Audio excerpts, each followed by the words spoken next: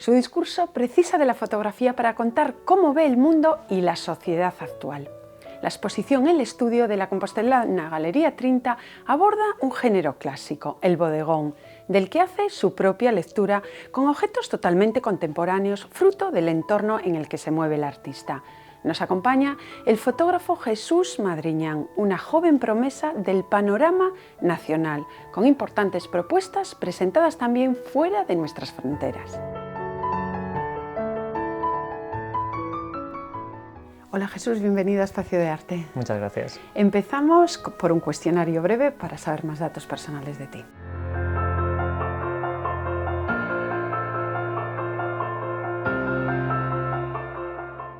El apellido Madriñán es muy conocido en Santiago, con ramificaciones comerciales, en radio, en televisión, en la enseñanza y ahora también en el mundo del arte. ¿Pesa mucho ese apellido? Pesa mucho, pues no sabría decir, lo único, sí tengo claro que de alguna forma extraña me hace sentir cierto orgullo o emoción, pero no por el apellido, sino por pertenecer a una familia que lleva tantas generaciones vinculada a la ciudad y saber que mi abuelo pues nació pues en la Fuente de San Antonio, por ejemplo, o mi otro abuelo pues también nació en Santa Cristina, que es una callecita que está cerca de San Martín Pinario, y sí me hace ilusión saber las historias y saber que pertenecen aquí y ver dónde han crecido pues mis abuelos, mis padres, etcétera, y como compostelano, pues claro. De todos ellos, ¿quién más ha influido, si es que alguien lo ha hecho, en tu decisión de dedicarte al arte? Pues seguramente mi padre, porque siempre tuvo así una visión bastante artística. Mi familia tiene una pequeña colección de pintura, de plástica gallega, y mi padre es anticuario, entonces también desde pequeño siempre he estado bastante vinculado y estoy acostumbrado a ver obras por la casa o en la tienda de mis padres, etcétera, etcétera. Y bueno, tanto mi padre como mi madre, mis abuelos siempre me han apoyado desde el principio y bueno, no sé si es que son muy modernos o qué, pero siempre han estado con muchas ganas y mucha ilusión, entonces no me ha faltado ese apoyo. ¿Eres de los que cree que es difícil ser profeta en su tierra? No me gustaría creerlo, pero a veces sí es complejo, no es que sea complejo, pero algo que sí que es cierto es que en el momento que te vas fuera y tienes pues ciertos reconocimientos internacionales, se te comienza a valorar más aquí, o a lo mejor es más sencillo.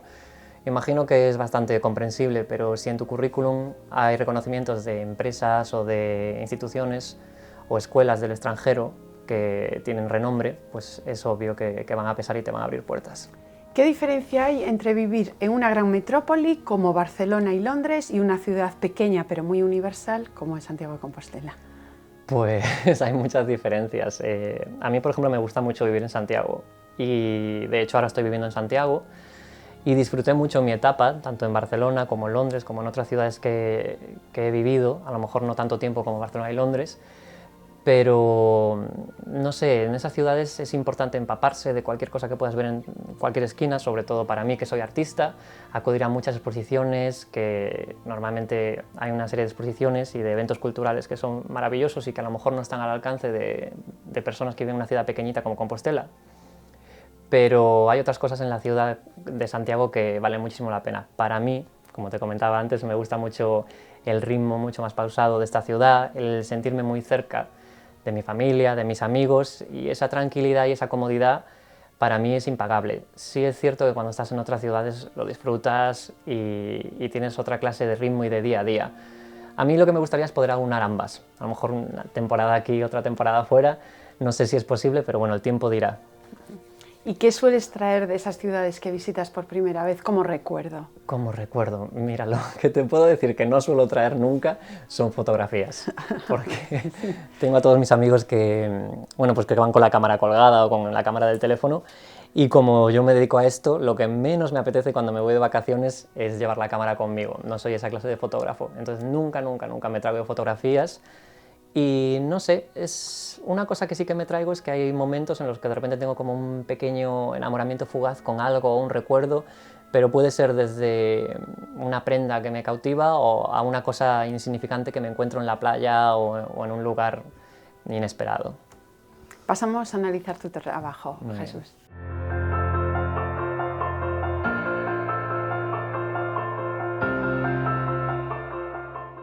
el estudio, todo un desafío al género del bodegón, ese con larguísima tradición en el arte occidental. Pues sí, tenía claro que me apetecía mucho trabajar con bodegón, pero sí que no tenía tan claro cómo hacerlo. Entonces, por supuesto, me apetecía darle una visión renovada, contemporánea y de alguna forma desafiar ese género clásico. Entonces estuve un tiempo estudiándolo y pensando qué es lo que podía hacer con él. Al principio me apetecía mucho aunarlo a mi vida diaria, a mi día a día y de alguna forma espontánea ir trabajando. Pero en cada bodegón hay cierta teatralidad encerrada, sobre todo en el bodegón clásico. Entonces, a partir de estudiar los grandes maestros del bodegón, sobre todo el barroco español, empezaba a hacer pruebas en mi estudio y hacía pequeñas teatralidades, pequeñas escenas diseñadas previamente y me ponía a fotografiarlas. Pero no sé por qué no funcionaban, veía que la cosa no iba para adelante, no sé, me faltaba algo. Y hubo un momento que me vino a visitar la musa, la inspiración, y estaba trabajando en mi estudio y de repente entró un rayo de sol. Yo tenía aquí delante mi teatralidad de bodegón, pues qué sé yo, unas frutas, unas cosas iluminadas, y entró el rayo de sol y iluminó una mesa que tenía detrás. ¿Qué había sobre la mesa? Había todo lo que había dejado yo detrás en el proceso creativo. ¿Qué era eso? Pues las lentes de enfoque, mi papel burbuja en el que meto las lentes, la lupa con la que enfoco, papeles con apuntes, etcétera, etcétera, y era un pequeño caos que estaba detrás de mí. Y no sé si fue el sol que lo iluminó, que de repente lo vi bellísimo, y dije yo, ¿qué estoy haciendo creando algo artificial cuando detrás de mí hay algo natural y auténtico que es tan bonito? Entonces sencillamente giré la cámara y saqué una fotografía de eso que había ocurrido de forma espontánea. Entonces pensé que sería una buena idea centrar mi trabajo de bodegón, esa serie que estaba preparando, en el propio proceso creativo en sí mismo y de alguna forma dejar al espectador que formase parte de él. Entonces son fotografías que se refieren a sí mismas y que hace que el espectador sea consciente de su propia mirada, de ese artificio que es la fotografía, que se mueve un poco entre la línea que separa la realidad y la ficción. Hablabas hace un ratito del barroco. Hemos visto, bueno, ya en otro tipo de fotografía, cuando la haces más intimista, cuando fotografías tu estudio, tu casa, tu hogar, totalmente de corte intimista, con unos elementos muy emblemáticos, como por ejemplo caracoles o moscas. Pues esa serie de la que hablas es una serie que se llama La Finca. Y esa serie, igual que hay otros trabajos que sí que los medito y los voy preparando en el tiempo, haciendo pruebas, etcétera, etcétera, esa serie fue absolutamente espontánea. Las fotografías las tomé en una casa que mis abuelos comenzaron a construir cuando yo nací, hace 31 años, y para nosotros es una casa muy importante, es una casa de veraneo en Bastavales, y todos los años, desde que tengo recuerdo, vamos allí a pasar los veranos pues, con los primos y todas estas cosas. Entonces tengo muchos recuerdos de niñez. ¿Qué ocurrió ese verano? Que mis abuelos, con la edad, pasaron por un delicado estado de salud y no pudimos estar allí en ningún momento. De hecho, pasamos el verano entre hospitales y estas cosas. Y tuvimos la suerte de que justo la última semana, a finales de agosto, le dieron el alta a mis dos abuelos. Estaban bastante bien y decidimos dos cosas. Una, la primera, es ir a pasar esa última semana a la finca, que nos gustaba tanto, y otra cosa decidieron mis abuelos que querían desprenderse de ella, porque al ser un cargo tan grande y tener tanta edad, primero no podían disfrutarla, y segundo era una preocupación a mayores para ellos. Entonces, a priori era la última semana que íbamos a pasar allí juntos. Entonces, de forma espontánea decidí hacer un pequeño proyecto que funcionase como una ofrenda o un tributo a ese lugar que para nosotros era tan importante.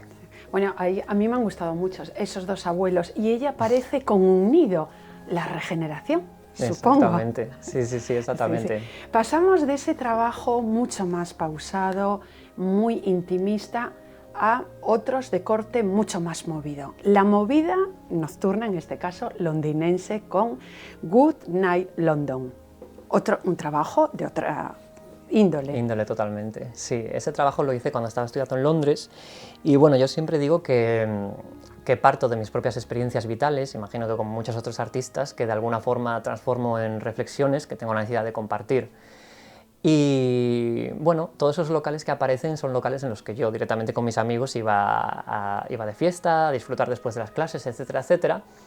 Y sí que me apetecía mucho reflexionar sobre cómo esos espacios de ocio, de ámbito artificial, podían funcionar como una pieza clave en el desarrollo de la identidad adolescente y joven. Entonces empecé a hacer pruebas, etcétera, etcétera, y decidí coger mi cámara de gran formato, trabajo con una cámara de gran formato analógica, y hacer lo que todo el mundo me decía que no hiciese, porque era una locura. Eso era montar mi estudio en medio de la pista de baile y llevar la cámara gran formato. No sé si alguna vez has visto una de estas cámaras en directo. Es una cámara como así de grande, de madera, estas antiguas que te metes debajo de una tela. Y entonces... Y podían salir corriendo, vamos. Las Exactamente.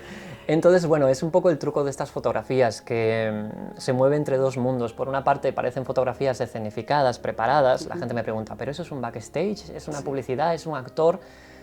Y todo lo contrario, son fotografías documentales y retratos documentales. A estas personas, 2 segundos antes de retratarlas, yo no las conocía. De hecho, hoy en día no sé ni su nombre ni ¿Y nada. se han prestado fácilmente? Sí, en general sí. Normalmente no entienden muy bien lo que está ocurriendo y piensan que soy un loco que anda por ahí. Pero a esas sí, altas horas de la noche ya todo es igual. Sí, la gente siempre se anima. Y es algo curioso que a todos les doy una tarjeta mía con mi contacto para que al día siguiente me escriban. Sí. Y yo encantado les mando el retrato, pero nadie me escribe.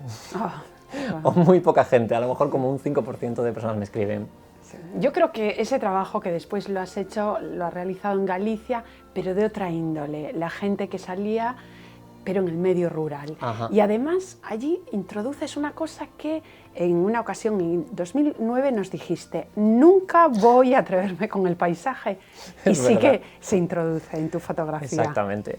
Bueno, la serie Boas Noites es una continuación profesional y vital de mi trabajo. Cuando hice la serie Good Night London vivía en Londres y decidí volver a Galicia, y una vez que estaba aquí, pues bueno, este entorno volvía a ser mi entorno inmediato y pensé que sería interesante, ya que había visto qué ocurría cuando retrataba a adolescentes en Londres, pensé que me apetecía ver la otra cara de la moneda, qué ocurriría si retrataba adolescentes en el entorno rural, en este caso el entorno rural gallego.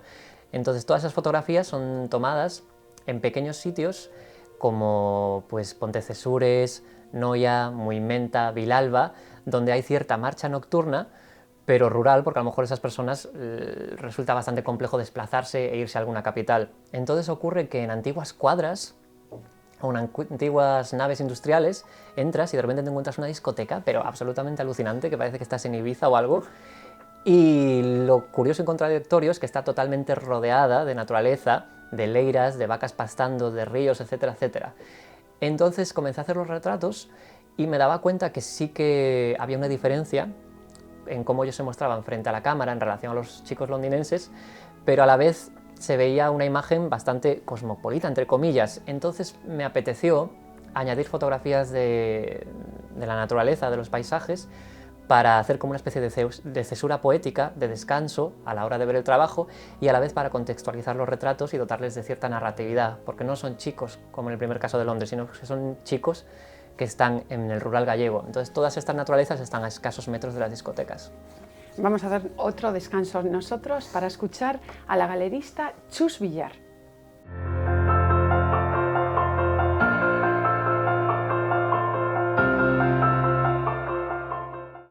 Conozco el trabajo de Jesús Madriñán hace ya unos cuantos años, prácticamente desde sus inicios. Y desde entonces me declaro una ferviente admiradora suya, él lo sabe. Y bueno, cuando tuve la ocasión de incorporar nuevos artistas a la galería, desde que asumí la dirección y dentro de la programación expositiva, pues no dudé de que él tenía que ser uno de ellos. Y por fortuna estuvo de acuerdo. Creo que es un artista con una mirada muy personal, en continua búsqueda, tanto a nivel formal como conceptual.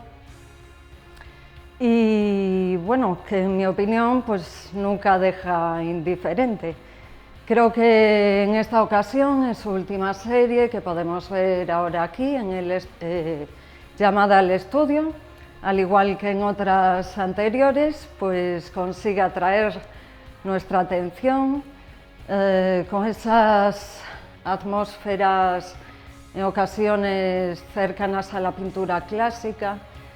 Y bueno, además de darle esa vuelta de tuerca al género clásico, el bodegón, con una mirada muy contemporánea, pues al mismo tiempo muestra un autorretrato a través de su espacio y su proceso creativo, ¿no? Y bueno, creo que el resultado es magnífico, estamos encantadas de trabajar con él, es una persona encantadora y bueno, espero que lo disfrutéis. Muchísimas gracias, Chus. Y Jesús, y que tú continúes, porque tu reciente incorporación a Trinta es de ahora y no es de antes. Exacto, bueno, ¿qué voy a decir yo? Encantado, si es que como compostelano creciendo al lado de Trinta, viendo sus exposiciones y con esa trayectoria maravillosa que tiene de 30 años, ¿qué puedo decir? Vaya, es un lujo y un honor. Antes lo decías al principio, que has tenido que triunfar fuera, pero aquí, para que te admirásemos, pero aquí, Madriñán, cuando en tus primeras exposiciones apuntabas maneras, siempre, Bueno, siempre has destacado. Un trabajo, el fotográfico, paralelo al comercial. Has hecho grandes diseños para empresas con tanto nombre como Abanca o Florentino, Cabreiroa. Exacto, me gusta poder aunar la fotografía artística con la fotografía comercial, entonces bueno, he llevado la imagen de las campañas, las últimas 2 campañas de Abanca, del lookbook de Florentino, como bien comentas, algún trabajo para Cabreiroa, y bueno, siempre es muy interesante, evidentemente, y además es importante como artista poder ser versátil y moverte en ambos espacios. No solo me centro en el arte, que sí que es mi pasión y es lo que más me gusta, sino que también me gusta estar un poco metido en otros proyectos que puedan resultarme interesantes. Aunque ellos muchas veces te dicten las normas, porque si vamos a alguna de esas campañas que seguramente que Javier Rosende nos pone ahora en pantalla, las de Abanca, el hecho de que aparezcan comiéndose el mundo con esos tenis, eso sí. Ya no lo decides tú, lo deciden no. ellos. La parte así más creativa viene por parte de la agencia de publicidad, en este caso una agencia de publicidad que bueno, es una maravilla de agencia, lleva empresas a nivel internacional de un nivel increíble, se llama Shackleton y bueno, es una de las mejores agencias del mundo con una serie de premios también de mucho prestigio. Y bueno, esas cosas las deciden ellos, entonces sí que es verdad que tengo la posibilidad de dar mi aportación, pero ellos al final son los mandamases. Trabajo a cámara lenta, así titularon tu muestra en la Fundación Torrente Ballester con Slow Motion. Ajá. Aludía a tu manera de hacer. Exactamente, yo trabajo con la cámara de gran formato, la que hablamos antes, y sí que es verdad que esa forma de trabajar hace que el resultado final sea muy significativo. Ocurre que normalmente me nutro de la paradoja de utilizar una técnica muy minuciosa, muy compleja, en espacios y situaciones absolutamente caóticas y casi salvajes. Entonces esa contradicción hace que el resultado, no soy yo quien deba decirlo, pero hace que el resultado sea atractivo visualmente hablando. Sumamente atractivo. Si elaboramos una lista de esos nombres, esos referentes en tu trabajo, ¿quiénes saldrían?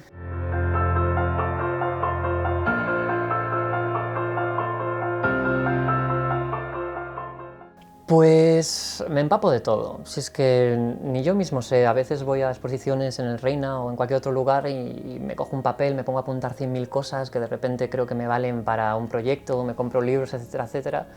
Pero bueno, me gusta el trabajo de por ejemplo, Marlene Dumas, es una pintora, pero que también trabaja con el retrato. Me gusta el trabajo de Rinec Distra.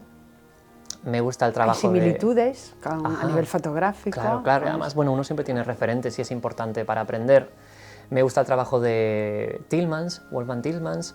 Me gusta el trabajo de Paul Strand, mucho más clásico, un fotógrafo clásico, pero que también tiene una mirada objetiva, casi científica, que me interesa mucho, etcétera, etcétera, etcétera. Y la estética, que está muy presente en todo tu trabajo. Sí, bueno, no sé, imagino que eso es la mirada de cada uno. Sí es verdad que el resultado es estético, pero imagino que mi ojo decide que me fije en esas cosas que a lo mejor hacen un pequeño clic en el momento de verlas. Has salido de España con el ánimo de aprender el mundo. ¿Este consejo se lo darías a la gente joven? Sin duda, sí, sin duda. Tengo una cosa clara y es que... Bueno, tengo 2 cosas claras. La primera, y siempre lo digo, y es que lo mejor que he hecho en mi vida ha sido estudiar Bellas Artes. Es una maravilla, así que cualquiera que crea que le pueda gustar, que no vacile y que se anime. De hecho, yo empecé Derecho, bueno, pues porque estás muy perdido en esos momentos, pero al final me metí de lleno en Bellas Artes y lo disfruté muchísimo. Y la segunda cosa que tengo claro es que si no hubiese salido y estudiado el máster que estudié en Londres, no tendría el currículum que tengo ahora o no tendría la corta y humilde trayectoria que tengo ahora, sin duda.